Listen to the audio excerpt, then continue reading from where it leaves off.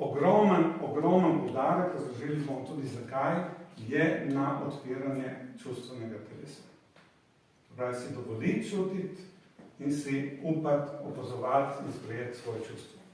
Da vam bo lažje, čustva nimajo logike. Ne obstaja logična razlaga za čustva. Mi jih iščemo, to se je zgodilo zaradi tega in tako naprej. V resnici bomo poslušali pokazati tokom seminarja oziroma akademije, čustva imajo podobno pisanje neko svojo logiko, ki z racionalnim nima nobene, absolutne nobene veze. Čustvovanje ima tudi svojo vlogo, ki je drugačna od mentalne, razumske in tako naprej. In zato je pomembno za človeka, za otroka, za vse je pomembno, da čustven del izraža.